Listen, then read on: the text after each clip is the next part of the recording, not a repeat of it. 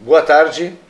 Hoje, então, no dia 20 de maio de 2025, nós temos a satisfação de dar início a uma série de episódios do nosso projeto pedagógico na Escola ETEC Estadual Canguçu, o podcast chamado Conversa com Café.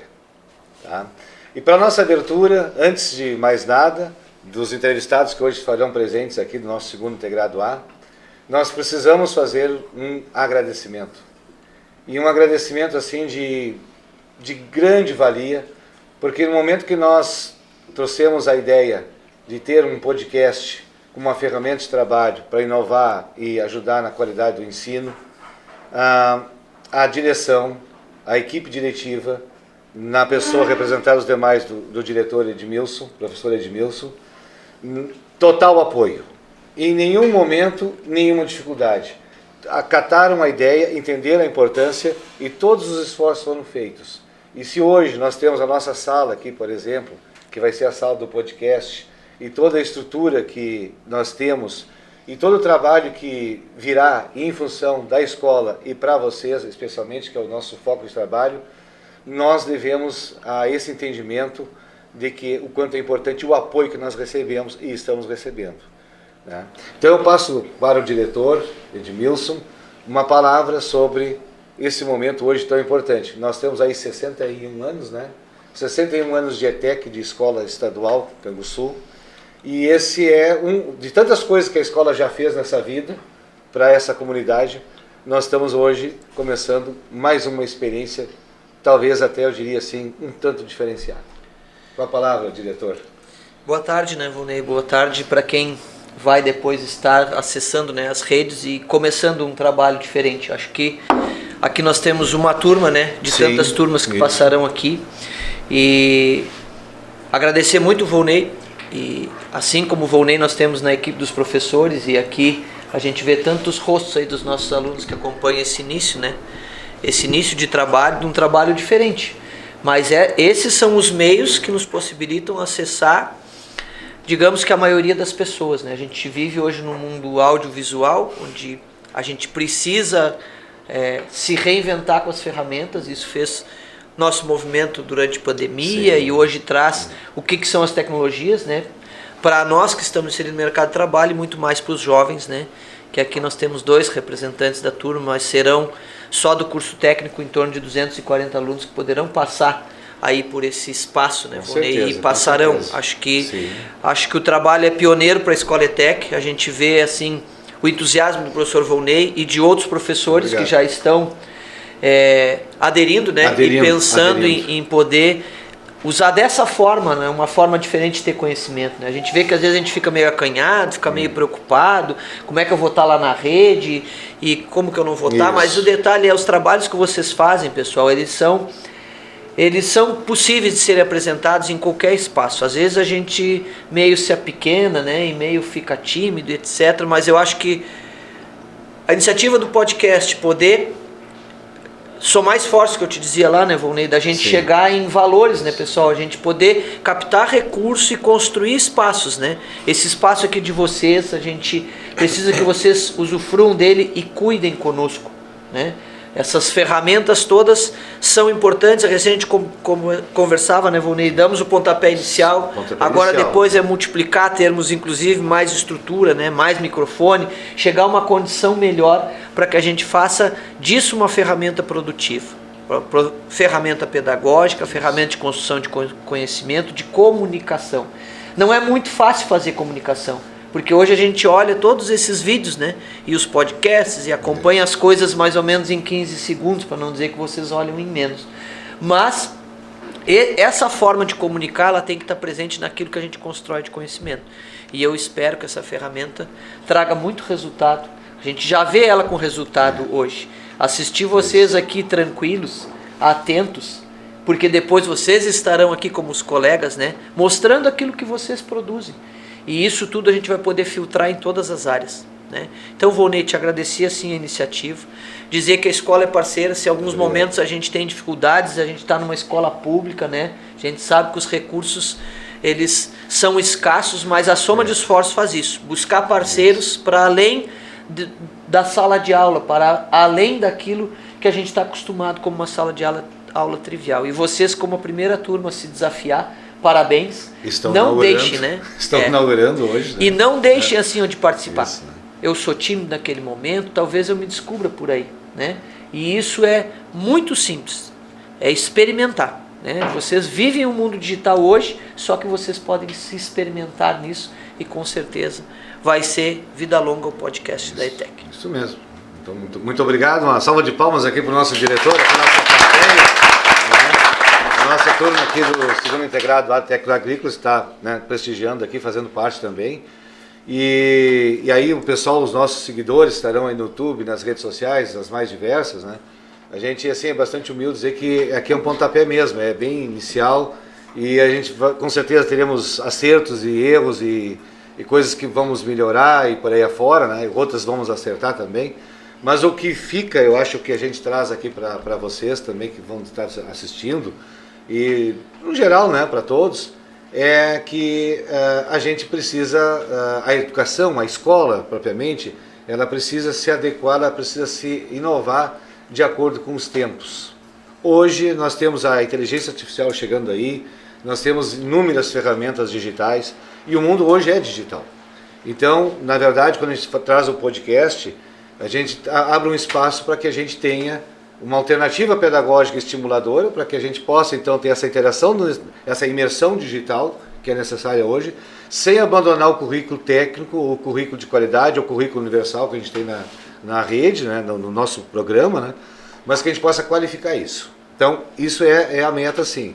Então, é espaço para pesquisa, é espaço para as leituras, é espaço para vocês apresentarem as potencialidades que todos têm, e aí é importante que eu quero agradecer muito também, aqui não só o diretor, em nome de toda a escola, a equipe envolvida, né, pelo apoio, mas vocês que estão aqui. Isso é importante. Aqui nós temos ali a sonoplastia, tá a Iadne, o Martins ali, cuidando ali, por exemplo, da gravação desse vídeo aqui, da nossa conversa, controlando o som ali. Nós temos o pessoal da equipe ali, as gurias ali, a Kemily, desculpa, oi? Cauane, tá? Ó, bem natural, né? Daqui a pouco a gente vai estar no regime de bate-papo, né? Mas aí tá o Cauane ali, tá o Piper ali dando a nossa assistência. Onde é que tá o Piper? Lá o Piper ali, né? E sim, então nós estamos, o pessoal que se envolveu na organização hoje, a professora orientadora Betina também, da equipe diretiva, que ajudou também a organizar aqui os comes, né? Porque como é conversa com café, não basta a conversa, tem que ter um cafezinho também, né? Que vai ser sempre uma marca do nosso programa, né? Então, quer dizer, a coisa acontece porque tem muita gente envolvida e gente apoiando. E isso é importante. E vocês estão aí comprometidos, estão escutando, estão atentos, né? E dando a parcela de participação. O programa só, cada episódio será, talvez, acredito, cada vez melhor a cada dia que a gente tem essa parceria. Vocês são parte disso. Temos aqui depois os nossos entrevistados, que vão contar um pouquinho do tema da pesquisa, né? Mas isso acontece porque a gente tem um trabalho de parceria. Então, meus agradecimentos, a parte que me cabe, né? Vocês, né? É para vocês e a coisa acontece junto com a participação de vocês aqui no nosso Conversa com Café. Diretor, vocês têm mais alguma colocação? Não, acho que só novamente reforçar, né, o agradecimento e a importância que tem todos os espaços, né? E esse Sim. é mais um espaço, e esse é um espaço de muito alcance, a gente sabe disso. É se aventurar a mostrar aquilo que a gente faz. A gente tem uma escola, como colocou o Volney, há 61 anos trabalhando, né, na nossa comunidade, né, na formação das pessoas, né? Eu estudei aqui, esse é o histórico da maioria dos canguçuenses, né, Volney? Então isso vai fazer parte da vida de vocês fazem parte dessa história. E nesse momento que a gente que está aqui, né, na gestão, a gente não vai se furtar de fazer todo o esforço possível para que as coisas aconteçam, contando com a parceria de cada um de vocês. Então, que tenhamos os frutos, né? Esse já é um fruto. Essa inauguração hoje do primeiro podcast já é realmente uma vitória. E estão todos de parabéns. Muito obrigado. Muito obrigado. A parte que nos cabe aí, né? Muito bem. Bom, então o diretor Edmilson fica na vontade, se quiser ficar junto à mesa aqui na entrevista, aqui com os amigos nossos aqui da turma, fique à vontade. Não sei se... Tá bem. Não tenho mais algumas tarefas, né? Tem uma pauta também, né? Isso. Mas, de novo assim, reforço. Aproveitem o espaço, sintam-se à vontade. Nós temos muitas coisas boas a apresentar, com certeza, em tudo que vocês desenvolvem, né? Então é um espaço dos alunos, da comunidade, da família da ETEC. Muito bem, muito obrigado então. Eu te agradeço aqui, então. Tá? Obrigado, e aí nós vamos dar a sequência, agradecido, ao nosso entrevistado de hoje, que é Wendel? o Wendel e Ezequiel. né? Vocês são da turma do segundo Ah. Segundo integrado A, né? Muito bem. Vocês, quando nós estamos aí organizando para o nosso primeiro episódio do Pod de hoje, então, nós tínhamos a questão assim, a temática livre do assunto de interesse para trazer com discussão o conteúdo do episódio. Vocês pesquisaram por interesse, opção, qual foi o tema? Bom, como a gente futuramente, né, como um profissional no ramo do técnico em agricultura, a gente vai ter que ter uma boa imagem. Todo Sim. mundo, tendo alguma formação, tem que manter uma boa imagem para que tenha sucesso na vida. Certo. E a gente decidiu citar um ícone brasileiro que ele tinha esse foco, ele mantinha muito bem a imagem dele, né? Tanto que tem muito instituto, né? Que o nome do instituto é Instituto Ayrton Senna. Ayrton Senna. A gente vai falar sobre Ayrton Senna, e esse instituto ele arrecadava dinheiro para crianças necessitadas, nunca foi para lucratividade própria. Certo. Uhum. Quer dizer, então ele foi muito mais do que alguém que apenas praticava um esporte, que se destacou no esporte. Ele tinha uma vida fora disso que motivou essa importância a se tornar um ícone, é isso? Com toda certeza. Muito bem, tá. E aí, por onde é que vocês... como é que começa a história do ícone Ayrton Senna, então? Bom, como grande parte dos pilotos, né, do automobilismo, ele começou de baixo, né, que é a primeira modalidade, que foi a modalidade do kart. Modalidade do kart. Isso. E você era jovem ainda? Isso foi, acho que o primeiro kart que ele ganhou foi aos 3 anos, não é? 3 anos? Não, aos 4 anos. Foi 4 anos? Sim, foi quando ele ganhou seu primeiro kart, que foi feito pelo seu pai, né? O pai do Senna tirou o motor de uma roçadeira, Sim. roçadeira de grama, Roçadeira? né? Isso. E colocou num kart feito pelo pai do Ayrton Senna. Bom, esse kart, né, foi um dos principais brinquedos, vamos dizer, da infância do Senna, né? Mas ali estava se revelando um talento por vir, então, a partir Isso. dessa experiência do kart aí. Ele já se demonstrava desde pequeno que ele era diferenciado no automobilismo. Certo. Né? Aí, aos 7 anos, ele ganhou seu primeiro kart profissional. Ali ele começou a ganhar sua experiência andando na volta de casa, assim, nas ruas, mas nada assim profissional, andando em pistas profissionais. Aí ele começou a andar na profissional quando ele tinha 11 anos. 11 anos. Isso, aos 11 anos ele começou a andar em pista profissional, mas não em corridas, só na pista andando sozinho. Uhum. E ainda aos 11 anos ele desmontou o próprio kart, desmontou todo o motor, para ver que cada peça do motor funcionava para quê, né? Sim. Vamos dizer que cada peça funcionava. Para ele poder deixar o kart dele mais rápido, não? Se eu não me engano. Então ele já tinha uma ideia de eficiência Isso. ali. Isso. Pois é, aí ele desmontou todo o kart, melhorou o que ele tinha na hora ali, né? Sim. Aí montou todo de volta e continuou andando. Aí aos 13 anos ele começou a correr em corridas profissionais. Com 13 já estava profissional. No profissional. Cedo, né? É mais cedo que os outros pilotos que tinha no kart na Sim. época. Ele era o mais novo e mesmo assim, como ele entrou bem novo, ele ainda continuava liderando a maioria das corridas. Certo. E aí, um ano depois, foi quando ele ganhou o seu primeiro título no kart. Acho que foi, né? Foi. Ele foi campeão pela primeira vez no kart em 1974. 74. Isso, que ele ganhou o primeiro campeonato paulista de kart. Sim. Tanto que ele foi bicampeão, ele ganhou em 74 e 76. 76. Foi tricampeão brasileiro, De kart, né? Isso, ainda de kart, né? 78, 79 e 80. Certo. E bicampeão sul-americano de kart também em 77 e 1980. Tanto que ele ganhou muito título, ficou marcado, né, por bastante Sim. título na categoria do kart. Então isso aí, essa trajetória já de saída vitoriosa, alavancou para que ele entrasse na Fórmula 1 depois, foi por aí? Não, ele começou baixo. Depois do kart, ele parte para a modalidade da Fórmula Ford. Ele teve uma intermediária, uma categoria intermediária, a Fórmula Ford? É a categoria acima do kart. É onde prepara, geralmente, a Fórmula Ford continua ainda, né? Eu não te lembro agora. Não tenho muita noção se a Fórmula Ford Mas ainda... naquele tempo ela era uma categoria de passada, era isso ou não? Era ali onde que os pilotos começavam a ir para o automobilismo depois do kart. Preparava bastante os pilotos. Sim. E na Fórmula Ford tem a 1600, as duas categorias, 1600 e a 2000. A Certo. 1600 é a próxima do kart. É o mais forte que o kart, né? Meio óbvio. Sim. É a primeira modalidade de carros de Fórmula, no caso. Tá, A Fórmula isso. Ford era a primeira modalidade, assim, a mais baixa, Sim. com que os pilotos atuavam com carros Sim. de Fórmula. Que seria de Fórmula, né? Isso. Isso. Então, ele começou na Fórmula 1600, que é, Sim. vamos dizer, a mais fraca da Certo. Fórmula. É. Aí, ele, antes de ir para a Fórmula Ford, ele ainda estava no Brasil, onde ele estudava administração. Ah, fazer administração. Isso, fazia faculdade de administração. Sim. Para administrar os negócios dos seus pais e da sua família. Para Sim. continuar administrando. É. Só que ele gostava muito do automobilismo. E como ele já tinha meio parado com o kart, pois ele é um pouco mais velho, né? Claro. Aí ele parou com o kart. E foi onde Sim. que ele pensou que tinha que continuar com a sua carreira no automobilismo. Aham. Então ele pensou que podia ir para a Inglaterra.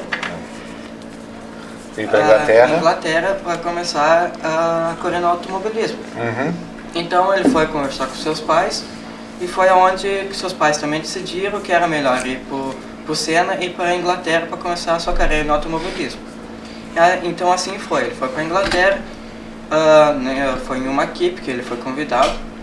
E lá ele, no primeiro ano que ele foi na Fórmula Ford 1600, ele já ganhou seu primeiro título, logo no primeiro ano. Aí ele quis continuar lá, só que por causa de verba, ele não conseguiu nem patrocínio, nenhum patrocínio, na verdade. E aí ele teve que voltar para o Brasil por falta de verba, por não conseguir se manter lá Entendo. e continuar participando na Fórmula. Sim. Então ele voltou para o Brasil para trabalhar com seu pai. Enquanto ele trabalhava com seu pai, na empresa de seu pai, ele recebeu uma ligação. Isso foi um ano depois que ele voltou da Inglaterra. Da Inglaterra, isso. E quando ele voltou da Inglaterra para o Brasil, ele foi trabalhar com seu pai. Aí ele recebeu uma ligação. A ligação da Inglaterra. Tinha um piloto, que era o dono de uma... Chefe de equipe. chefe de equipe. Recebeu uma ligação desse chefe de equipe lá para correr na Fórmula 2000, que é uma mais forte acima da 1600. Aí ele voltou para a Inglaterra novamente e ganhou seu título pela Fórmula Ford 2000, ganhando a maioria das corridas.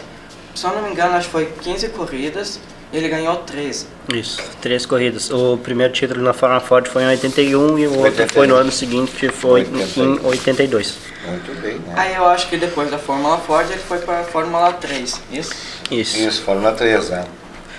O fato, essa Fórmula 3 na época era considerado assim a porta de entrada para a Fórmula 1. Então era a categoria que decidia que se o piloto, a piloto fosse bem, ele iria para a Fórmula 1. É tipo um definitivo. Sim. Que caso o piloto fosse bem, ele poderia alavancar, para a Fórmula 1. O fato de ele ter ganhado 2 vezes na Fórmula Ford foi um grande impulso, para que ele Sim. pudesse acessar essa Fórmula 3, a Fórmula 3 britânica.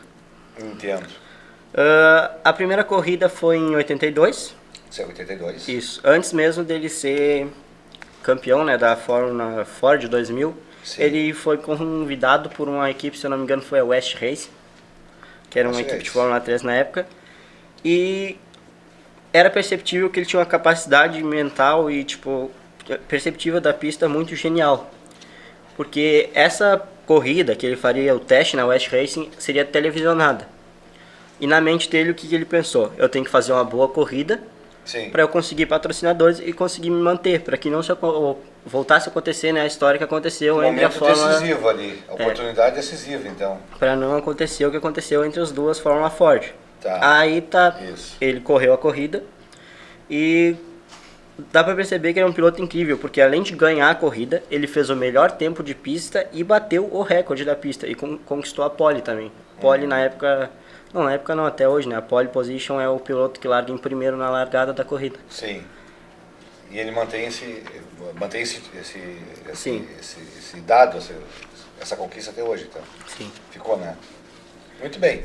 Tá, e aí, bom, depois ele vai ter um momento que ele vai passar para a Fórmula 1, né? Sim. Feita essa trajetória bem sucedida na 3, né, que seria, digamos, o ponto, se não mais alto, praticamente o decisivo, né? Sim. Tá, e na Fórmula 1, como é que foi a chegada dele? Porque aí ele tinha concorrentes também muito fortes, Sim. né? Antes mesmo dele alavancar para a Fórmula 1, ele fez um teste. Quando ele ainda corria pela Fórmula 3, ele fez um teste pela Williams Ah, pelo Williams. e pela McLaren. Sim. Infelizmente, 11 anos após esse teste pela Williams, foi a equipe pela qual ele veio falecer. Estava correndo pela Williams. Sim. Bom, na época ele fez uma corrida incrível no momento teste, tanto que o chefe de equipe da Williams na época falou que todo mundo ficou perplexo com a capacidade do jovem. Porém, para eles era muito arriscado fazer o contrato com uma pessoa tão jovem para correr de piloto titular. Sim, entendo. McLaren ele também fez um teste, mas é o mesmo caso, né? McLaren e Williams eram considerados na época as maiores equipes que tinham, então era meio arriscado contratar alguém muito novo. Na verdade, as duas estavam tendo a mesma visão sobre a carreira dele até então. É isso. E como ele não conseguiu, ele até entrou em contato com essas equipes, mas como ele não conseguiu, ele estreou pela Toleman. Sim. Toleman é uma equipe que na época era considerada pequena. Sim. Ela é uma das menores equipes da época. E após, ele não venceu título nenhum pela Toleman, se eu não me engano. Aí depois da Toleman ele foi para Lotus. Ele foi para Lotus. Foi para Lotus? Onde na Lotus ele ficou 3 anos. 3 anos na Lotus. Isso, 3 anos. Logo no primeiro ano, quando ele chegou na Lotus, não foi a primeira corrida, mas acho que algumas corridas depois que ele chegou na Lotus, ele ganhou a sua primeira corrida na Fórmula 1. E ele chegou na Lotus, aí ele uma vez na Lotus, ele encontrou uma oportunidade. Valeu a pena ter chegado ali, até o que ele conquistou na Lotus? Conseguiu na carreira ou não? Sim, valeu a pena, porque ele conseguiu chegar em 4ª posição no geral. Quarta posição. No geral, nos 2 primeiros anos ele ficou em 4º, e no 3º ano que ele ficou pela Lotus, ele ficou em 3º. Então foi um grande avanço na Fórmula 1 para ele. Sim. E após isso, ele saiu da Lotus e foi para McLaren. Para a McLaren. Bom, a Lotus foi muito importante na carreira dele justamente porque a Lotus utilizava o mesmo motor que na época era utilizado pela equipe McLaren. Sim. Então isso facilitou ali a negociação para a McLaren, que, como eu disse, junto com a Williams eram consideradas as duas melhores equipes da época. Para ele, de certa forma, também foi uma boa, porque já estava acostumado com a motorização da época. O motor era o mesmo, ele já É. conhecia engenharia e tal. Isso. Então não deu muito problema para ele se acostumar com a engenharia do carro. Certo. Mas todas as equipes que o Senna passou, ele se destacava por ser muito bom. E, claro, não tinha muita dificuldade. Porém, quando ele chegou na McLaren, ele se encontrou com um problema. Porque o companheiro de equipe dele seria o Alain Prost, bicampeão na época. Isso, lembro. Então aí Prost. seria um piloto que daria problemas para ele, né? Ele teria uma certa dificuldade para se destacar, até porque o companheiro de equipe já era bicampeão. Já estava consolidado. Isso. Na equipe, ele era novo, né? Sim. Ele era novo, né? Senna ele conquistou 3 campeonatos mundiais, né, na Fórmula 1. Foi em 88, 90 e 91. E todos esses títulos foram conquistados pela McLaren. Pela McLaren. Então, na verdade, a ascensão mesmo que ele, né, foi na McLaren, né? Isso. Apesar de ter passado todos esses estágios antes, né? Sim. Até chegar na ascensão, né? Um dos títulos mais icônicos, acho que foi o segundo.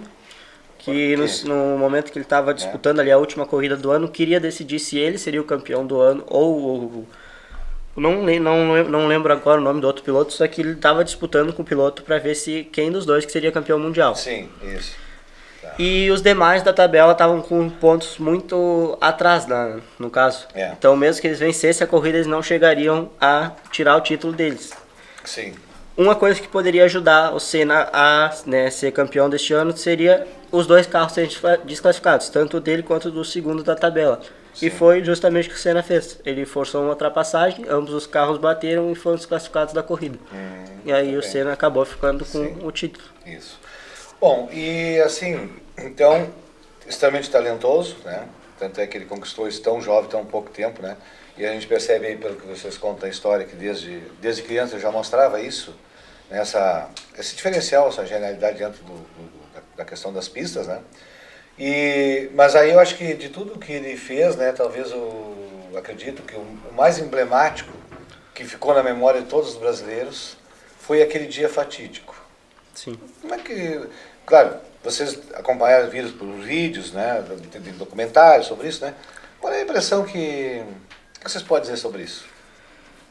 Bom, esse acidente ele tem muita coisa por trás, porque tem várias teorias do que poderia ter acontecido. Sim. Bom, o que todo mundo acredita ter acontecido foi o fato de o cansaço ter dominado e ele não ter conseguido mais manter o carro. Sim. Então ele acabou perdendo o carro e bateu. As imagens, né, que divulgaram e que dizem que ter causado a morte dele foi a imagem do capacete dele, que tem um furo meio que na parte da testa do capacete. Sim. Dizem que teria acontecido no momento da batida, a haste da direção do carro teria cruzado o capacete. Não sei muito. Comentavam bastante essa possibilidade aí, né? Bom, isso é uma das teorias que tem. Bom, mas acredito que tenha sido uma das mortes mais tristes, né? Porque, pelo que falaram, o funeral, pelo que eu ouvi dizer, o funeral demorou bastante, Sim. se eu não me engano. E eu acho que foi um ícone que foi muito importante para o Brasil, até tanto pelas suas conquistas, tanto por carregar, né, essa nacionalidade. Sim. Pois é, e então, pelo que eu observei aqui do trabalho de vocês, né, a questão que, claro, vocês estão contando aqui para nós, né, um pouco da trajetória, fazendo uma síntese de como foi a carreira do Ayrton Senna, né, mas onde que ele marcou mais? Será que foi por todos esses títulos ou no fim das contas pela imagem que ele construiu fora das pistas junto ao torcedor, junto à população brasileira? Como é que vocês veem isso? Cara, eu acredito que tenha sido ambas as coisas, tanto pelo profissionalismo dele, como ele construiu a imagem dele, ser uma pessoa muito honesta e que se importava com os outros, ele também dentro de pista demonstrou um grande talento, então eu acho que foi uma junção dos dois, tanto pela pessoa que ele era, tanto pelo talento que ele demonstrava. Muito bem. Pois é, então, na verdade, Ezequiel e Wendel, ele se torna um ícone, então, indiscutível, né? Vocês acham que... Como é que vocês veem essa questão? É importante para uma nação, para um país, ter bons exemplos, como, por exemplo, a imagem que ele deixou, o legado dele? Com toda certeza. Eu acredito que cada ícone de uma nação, né, de cada país, deixando, né, o legado na história, vai deixar um pouco de como é esse país. Que o país, tanto que o Pelé foi do futebol, como a gente pode citar o Pelé, do futebol é considerado o rei do futebol. E muito na mídia retratam o Brasil como país do futebol. Então eu acredito que pelo fato dos ícones de cada nacionalidade, eles carregam muito da história do país. Da história do país. Tá. Então, desses exemplos todos do que ele passou, né? Que mensagem vocês podem trazer assim para os nossos seguidores, as pessoas que estão aí depois, né, comentando, enfim, acompanhando esse episódio de hoje, sobre, para nós, cada um de nós, qual é a grande lição que ele deixa? Bom, a gente pode trazer de exemplo uma frase dita por ele. Em uma transmissão ao vivo, em palavras de Ayrton Senna. Ayrton Senna disse: "E a vocês todos que estão assistindo agora e ainda vão assistir, digo que seja quem você for, tanto na vida social, se for de alto nível, de nível mais baixo, tem que fazer tudo sempre com muita força, ter com meta muita força e dedicação. E sempre fazer tudo com muito amor e fé em Deus, que um dia a gente vai chegar lá. De alguma forma a gente chega lá." Muito bem. E isso reporta a nós, então? Isso. Por exemplo, aqui, eu já estou com certa caminhada na vida, mas entendo que o exemplo é importante. Para o pessoal, nós aqui que hoje somos a plateia, né? Nós somos no curso técnico agrícola, o pessoal cheio de sonhos e perspectivas, alguns definindo, outros já com um foco mais claro que vai ser, né? Mas isso aí pode ser um exemplo de persistência, perseverança, de luta, de batalha, inclusive de superação, né? Sim. Porque, a princípio, mesmo que com a morte, tem muitas personalidades que a morte é o fim e acaba. Mas ele, apesar da morte, inclusive ficou mais vivo, imortalizado do que até propriamente quando estava na carreira. Porque quantos anos faz isso, né? Nós temos da morte dele, já quanto? 31, acho que é 31. 31 anos, né? Então, já são mais de 3 décadas. E ele permanece conhecido, inclusive, pela população jovem. Pessoas que nunca viram ele correr, propriamente, nunca participaram do que era, né? Que aquele fim de semana, naquela época, principalmente era a Rede Globo que transmitia, né? A Fórmula 1 tinha uma importância gigante, era um grande evento, era como se fosse um grande show, que todo mundo se preparava, tal horário, domingo, porque tinha que assistir a Fórmula 1. E na Fórmula 1, aí nós tínhamos claro, entre outros bons corredores, excelentes nós tivemos, mas Ayrton Senna estava lá, e era o que puxava a programação, puxava a pauta, puxava o interesse, e todo mundo estava torcendo lá, porque ele era mais do que o Senna, levava a bandeira do Brasil também, esse sentimento de nacionalidade e essa simpatia. Provavelmente, né? Ele tinha isso com essa identidade com o povo, né? Sim. Acredito que hoje em dia uma das maiores frustrações dos jovens que assistem é não ter visto Ayrton Senna correr. Pelo menos para mim, eu sou muito fã de Fórmula 1 e Sim. seria muito bom ter visto ele correr, mas são coisas que acontecem e infelizmente não podemos ver. Mas ele carregou uma imagem muito bonita, tanto como eu citei no início da conversa do instituto dele, que era para crianças carentes. Ele nunca buscou lucro para ele. Essa instituição ela só arrecadava dinheiro para ajudar as crianças carentes, né, do Brasil. Que é a Fundação? Fundação Ayrton Senna. A Fundação Ayrton Senna. Isso. Existe até hoje ainda, né? Existe. Isso aí. Então ela tinha um trabalho social muito forte. Sim. Né? Isso. Inclusive tem aí parcerias até com a educação, né? Não só com a questão, hoje é uma instituição que tem laços de apoio e participação em vários segmentos da sociedade brasileira, né? Pois é. Então, assim, o Senna, né? Então a gente vê que é um marco, né? E hoje, como é que vocês enxergam essa questão? Da questão dos ídolos ou dos representantes no mundo do esporte? Como é que a gente está hoje?